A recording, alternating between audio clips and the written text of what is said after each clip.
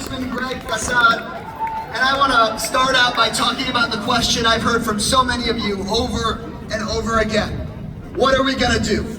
In dark times such as these, how can we feel hope? And y'all, to me, the answer is real clear. The answer is right in front of me. The only answer to growing oligarchy is firing up the engines of our grassroots democracy. The only answer to oligarchy is organizing. The only answer to puppet politicians is the power of working people, is the power of teachers and students and neighbors.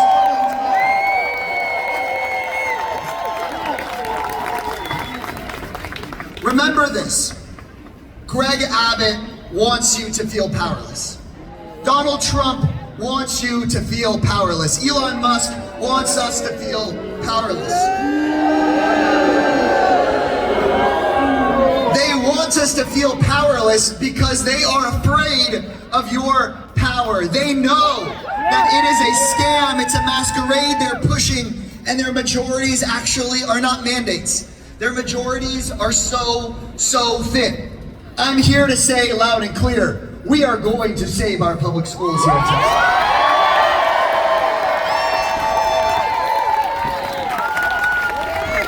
We're going to save them through the power of your organizing, just like you've stopped these voucher scams in the past.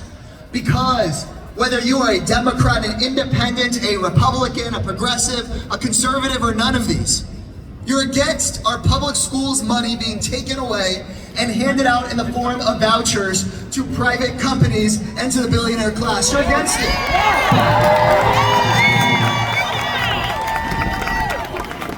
And if the elected officials, if the elected Republicans in this building acted like representatives of rural Texans, representatives of their neighbors, instead of employees of Greg Abbott or Donald Trump, then we would stop these scams. But they don't want to act that way on their own. They want to act as representatives if they feel the pressure. And it's time, Texas, to turn up the pressure.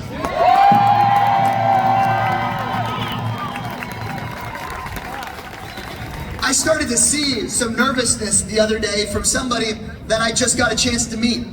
Donald Trump's new Secretary of Education, Linda McMahon. She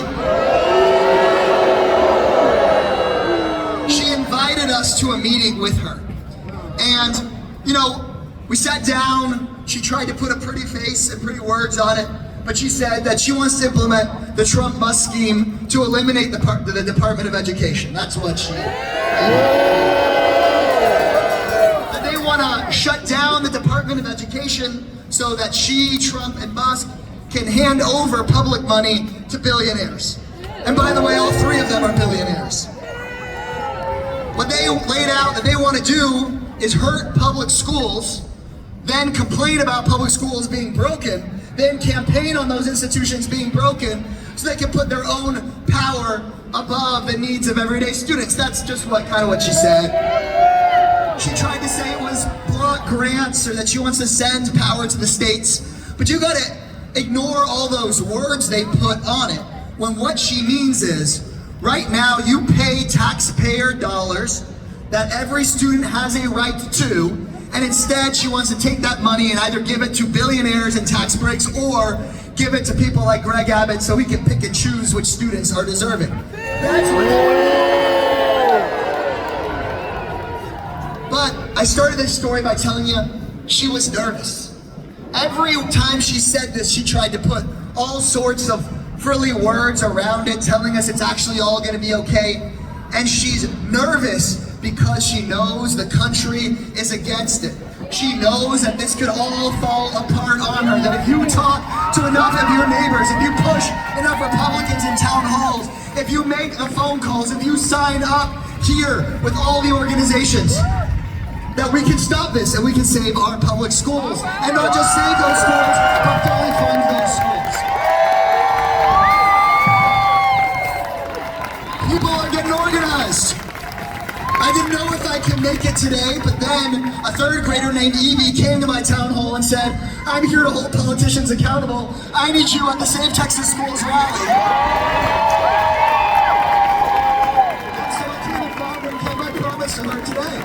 And that's what everybody's job is now.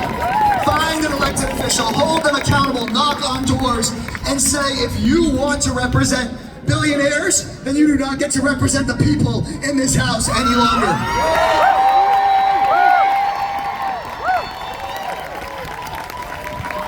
And I'm not pretending that work is easy, but it has been done. In the 1920s, when the robber barons, which were, the oil billionaires and the Elon Musks of their day, when they took over the government and they enriched themselves using the government and they caused the Great Depression, people didn't just give up. They organized at rallies just like this, took their capital back, elected FDR president, passed Social Security, created the New Deal, funded our public schools, defeated fascism around the world, and gave us what we have today.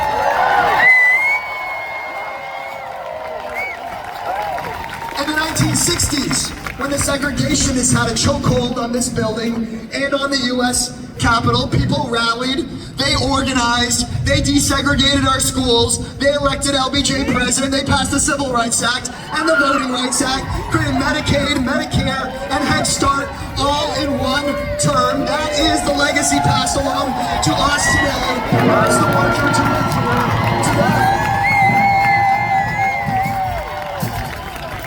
And upon that same legacy, we're going to not only save our public schools, but save our public school teachers and fire Elon Musk.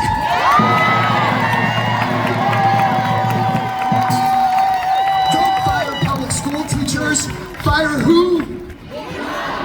Don't fire our school nurses. Fire who? Elon Musk. Don't fire the Department of Education staff. Fire who? Elon Musk. Fire who? Elon Musk. So on our darkest days, I want you to remember your power.